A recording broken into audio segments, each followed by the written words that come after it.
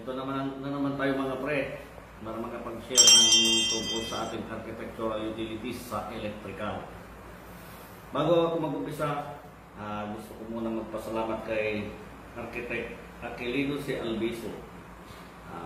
Sir, dito na po yung book nyo na pinadala for shipment. Dumating kaninang hapon. Yan. Sa mga architectong gustong bumili ng ganitong book, add nyo lang sa Facebook si Architect Albiso. Pangalan niya sa Facebook is AC Albiso. Yan.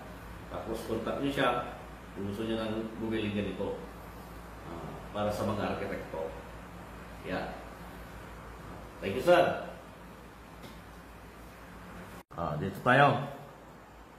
Ang pag-uusapan natin ay tungkol sa mga wiring ng main breaker. Yan. Kagaya dito, single phase 2 wire line to ground power source. Ibig sabihin, dalawang wire pero isa yung hot. Kaya ang breakeran mo lang yung hot. Kadalasan na wiring dyan, pag ganyan, isa lang na breaker. Yan, ito yun. Pasok ng wire sa line side, tapos load side. Yan. Kumbaga, kung andito siya, pasok ng wire, yan. Tapos, gamitan mo ng single pole na busbar. Yan, dito. Kasi ito pwede dito, pwede rin dito. Medyo mahirap sa silong kaya dito na lang. Pasok ng wire sa line side, tapos dito yung load. Yan. Ito yung main mo, yung nakadikit sa main. Yan. Yan. Susuplayan niya lahat yung branches. Yan. Kasi single pole busbar. Iisang linya lang yan. Yan. Yan, yan. Yan. Pumasok yung kwan, ito na yung sa load side. Yan. Single pole siya. Pagdating dito, tigto 2 pole. Pero, okay lang yan. Kasi, yung 2 pole na yan, ibig sabihin yan, yung 2 pole na yan, may dalawang tig si single pole. Diba, nag-tester tayo. Walang kinalaman ito sa dito. Wala siyang connection ito dito. Yan, diba, nag-tester tayo. Hindi papalo kung walang jumper. Kasi, itong dalawa, wala silang relasyon. Pinagdikit na tig-iisang pole lang yan. Kaya nagiging dalawa. Ganon din sa 3 pole. Yan. Katunayan, pwedeng tanggalin to Yan diba? Ganon din dito. Yan. Yan. Ngayon, ito yung main mo, yung isa dyan. Kunwari, kasi ito na yun diba? Ito yung main mo, branches lahat ang mga yan. Ngayon, kung tig-2 yan, may tie handle siya. Ngayon, kunyari nagka-problema yung branch na ito, o kaya branch na yan, isasabay na yung main. Kasi dahil sa tie handle. Imbis na ito lang ang mag-trip, isasabay niya yung main niya. Kunyari may problema sa branch na ito. Yan. Parang ganon. Dahil sa tie handle. Ngayon, pag tinanggal mo, kunyari tinanggal mo, yan na yun. Yung 2 pole. Pag may problema sa branch na ito, siya lang. Kunyari, nakashoot siya, diba? Mag-trip yan, hindi niya itadamay yan kasi wala yung tie handle. Kanya siya. Siya lang. Kung ano yung branch na may problema. Pero kung di mo inalis yung tie handle, siyempre dadamayin niya yung kadikit niya. Kunyari, ito rin. Yan. Ito lang yung may problema. May tie handle. Yan. Kunyari, nakadikit yung tie handle. Pag bumaba ito, isasabay niya yun. Yan. Ngayon, kung wala ito, tinanggal kunwari, yan. may problema, kunyari ditong may problema, mag-trip, ito lang. Ito buhay ito. Oh. Yeah? Oh, ayos. Yan, balik tayo.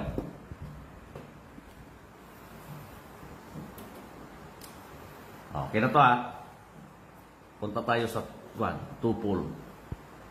Yan. Using two-pole single throw circuit breaker. Ibig sabihin yan, pasok yung wire, tapos jumper, magkakaroon ka ng line 1, line 2, pero iisang linya. Kasi single phase to wire, isang half, in-split mo lang, pinaghiwalay mo lang. Ngayon, two-pole ang ginamit mo, magkakaroon ka ng line 1, line 2. Kaya gagamitin mo dyan na busbar, yung two-pole na busbar. Yan. Oh, diba? Kasi,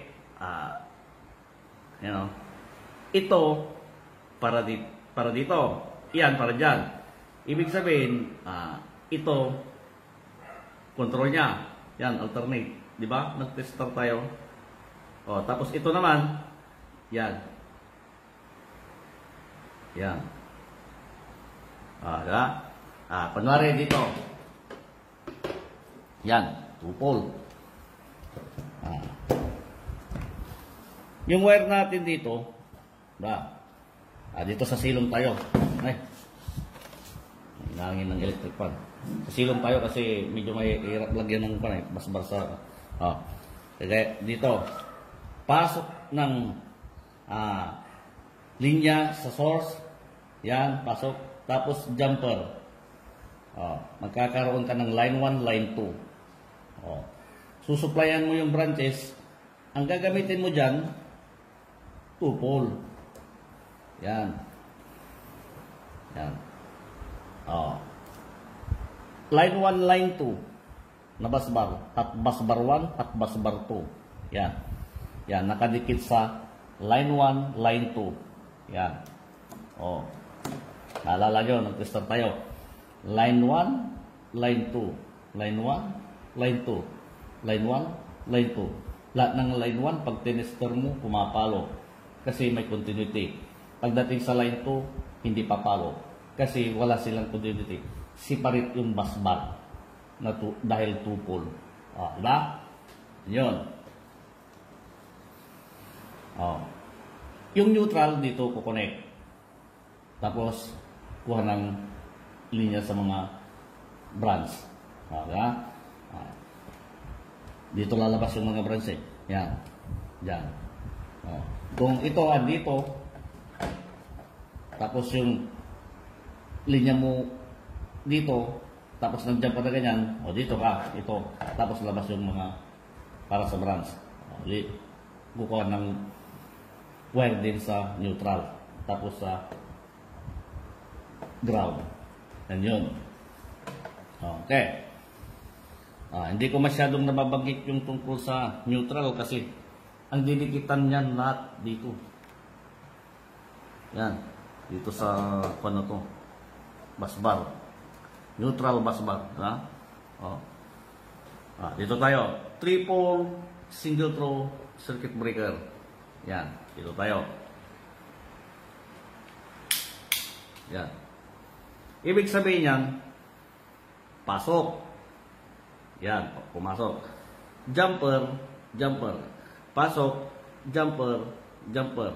Magkakaroon ka ng line 1, line 2, line 3. Diba? Kaya, pag tatlong ang linya, pero iisang wire ang pinanggalingan nila. Diba? Kaya ang gagamitin mo, three-pole. Para supplyan yung mga branches mo. Yan. Kunwari, dito tayo. Yan, three-pole yan. Three-pole. 1, 2, 3. Naalala nyo, nag-tester tayo. Ada. Yan. Yan didikit sa magkakaibang busbar. Tatlo yung busbar dyan. Didikit yung tatlong breaker doon sa tatlong magkakaibang busbar. Hindi sila iisang linya, di ba? O. Kunyari, pasok ng linya, tapos jumper, dahil triple, yan. Alisin mo yan. O, yan ang quad. Triple yan. Tapos, pasok ng busbar. Tapos, dyan na yung mga branches. Kuha ng wire. Neutral to, neutral. Dyan papasok yung itong itim na to, na wire. Lahat yan, dyan didikit. Diba? Tapos magkakaroon ng branches. Kuha ng linya. Yan. Okay. Ito yung tamang wiring.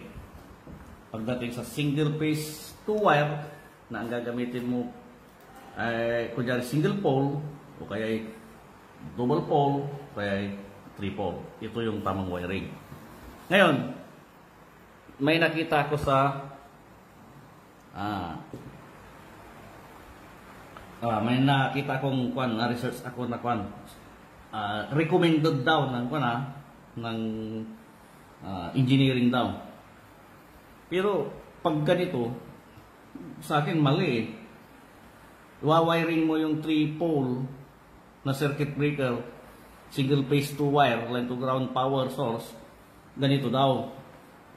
Parang siniris mo lang yung dyan, anong tawag dito, yung circuit breaker. Parang siniris mo, iwalayin natin, magiging ganyan siya, di ba? Iwalay. Unatin mo siya, ganyan siya. Para mo siyang siniris.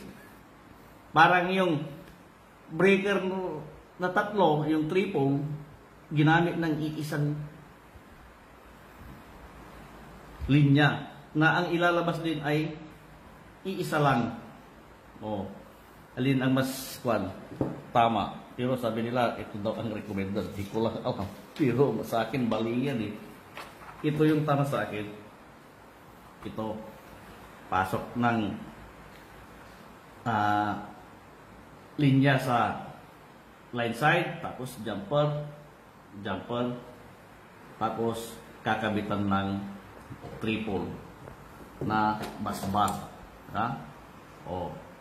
Tapos kung saan nakakonekta yung mga branches na breaker. Diba?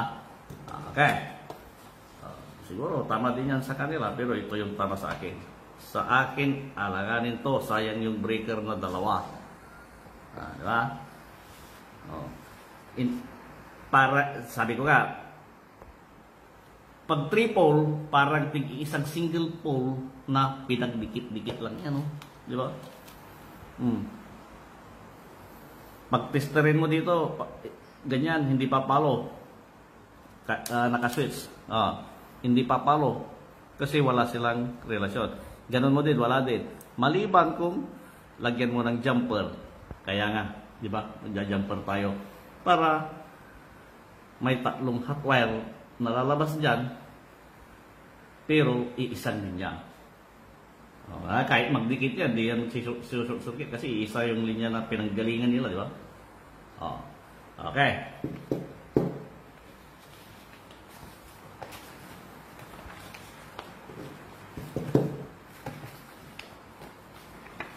Ngayon, dito tayo ay single phase 3 wire power source.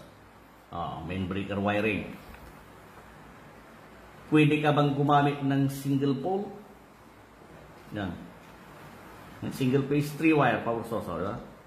Pwede ka bang gumamit ng single pole? Saan mo idadaan yung isa? Hindi mo naman pwede idaan na ganyan dyan. Kasi magkaibang linya yan. Mag-short circuit. Di ba? Ibang phase yan, ibang phase din ito. Yung neutral, walang problema kasi hindi naman dumadaan sa breaker yan. Ngayon, saan mo idadaan to? Ibig sabihin, pag single phase 3 wire power source using single pole, single through circuit breaker, hindi pwede. Ayan, in-exam ko. Diba? Ngayon, dito tayo. Using 2-pole single throw circuit breaker. Yan. Pwede. Pasok yung line 1, tapos line 2, tapos yung neutral. Hindi dadaan sa breaker. Ito yun. Okay yan. Ngayon naman, pag triple na circuit breaker, yan. Yan. Oh, pwede siyang papasok dito, yung isang linya, tapos yung line 2, i-jumper mo para supplyan yung line 3. Kasi line 1, line 2, line 3. Oh. Tapos, gamitan mo ng triple. Diba? Oh. Ito, 2 pole. Ito, 2 pole to. Hindi pwedeng single pole yan na ito. Puputok yung pan. Tawag dito, mag-trip yung breaker. Kasi line 1, line 2. Hindi kagaya doon sa single phase 2 wire, isang linya, kaya pwedeng i-jumper. Ito, hindi pwedeng magdikit yung linyang yan. Kagaya din dito. Ito, yung yellow to yellow, okay na magdikit. Pero pag idikit mo sa red, mag-short circuit. Oh. Yung wiring niya, pwedeng ganito, pwedeng ganito. Oh, yan. Depende na lang paano mo i-balance yung bus bar, yung load sa bus bar. Diba? Yan yun. Oh. Okay. Ngayon, 3-phase 4-wire power source. Yan. Pwede ka ba sa single pole? 3-phase 4-wire yung power source mo? Di ba hindi? Paano yung dalawa? O, di ba? Saan dadaan yan? Kaya, hindi pwede. Inikisan ko. Ganon din dito sa 2 pole. Yan. Ay, 2 pole. Yan. Kasi AB lang na wire ang mabre-breakeran. Paano naman yung C? Di ba? Kaya hindi pwede ito. Ibig sabihin, dapat ang main mo triple na circuit breaker para dadaan yung linya ng A, B, C, tapos yung neutral. Yung neutral, tandaan, doon didikit yung neutral. Tapos kuha ng branch kung saan yung pump. Di ba? Okay. Ayos.